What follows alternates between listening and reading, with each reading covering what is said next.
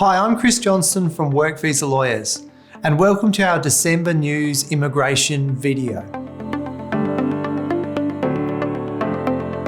We are one of Australia's largest immigration law firms and have a team of immigration lawyers and registered migration agents that can help you with your migration needs. If you'd like to help us to help you, please remember to hit subscribe and the bell so that you get notified when we release more updates.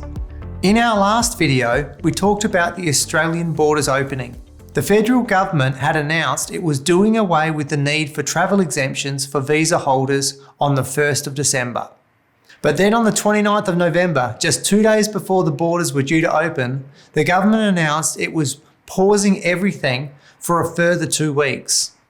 This is due to another variant of the COVID virus developing. We know once the borders are officially open, there's going to be a flood of arrivals. Qantas has announced it will soon begin non-stop flights from Delhi to Sydney and Melbourne to accommodate the increase in demand. There's a lot of confusion and controversy surrounding the 485 graduate visa right now. After all the campaigning, the government finally announced the 485 visa would be extended.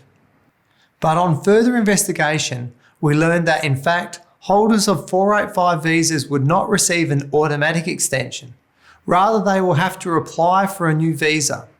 And to make matters worse, they will have to wait until July 2022 to be able to apply. There has been so much angst and unhappiness about this visa, and we're shocked by the government's insensitive and inadequate solution. These graduates have spent a lot of time and money on Australian education. The least that the Australian government could do would be to extend the visa that they'd already been granted. In some good news, 485 visas for future applicants will be for 3 years for master's students, both by research and coursework. This is an extra year for masters by coursework graduates. And in a groundbreaking new first, Australia will soon be offering a 2-year graduate visa to vocational education and training students. This opens up opportunities for people learning hairdressing, cooking, and childcare to get graduate visas too. The ABS has added a host of new occupation codes to the ANTSCO list. The new codes appear to be around 80% agricultural, but there are some other interesting changes. Marketing professionals, for example, has been split from 3 to 5 areas, including advertising specialist, market research analyst, marketing specialist, content creator, and digital marketing. There is also a selection of new codes for the ICT occupations. There are also big changes coming for temporary skills shortage workers that hold short-term visas. The Minister for Immigration, Alex Hawke, recently announced there will soon be a pathway to PR for short-term stream visa holders of the 482 and 457 visa. Hawke has also mentioned extensions for the 489, 491 and 494 visas, and we're waiting for these promises to be honoured. We've also met with a number of people that were Section 48 barred, but that can now start planning for the 190 and 491 visas. The lifting of the bar has definitely brought some happiness to some. We have a separate video explaining how this historic change to the Section 48 has been made. The Department of Home Affairs has released details of which organisations are nominating the most candidates. In order to be offered a global talent visa, you must be nominated by an Australian citizen or permanent resident, or an eligible New Zealand citizen, or an Australian company or organisation.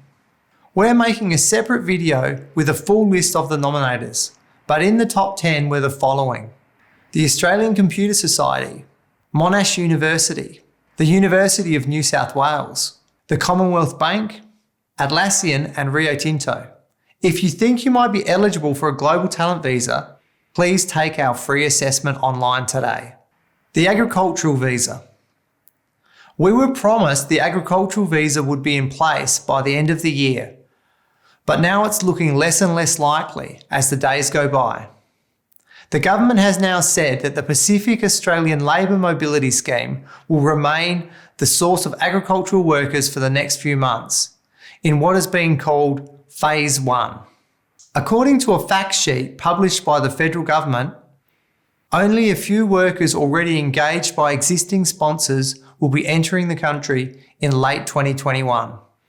In Phase 2, which is predicted to start in April 2022, that is when we can expect further countries to be added to the list. The agricultural industry, like so many others in Australia, is absolutely desperate for these workers, so we're hoping it doesn't get pushed back any further.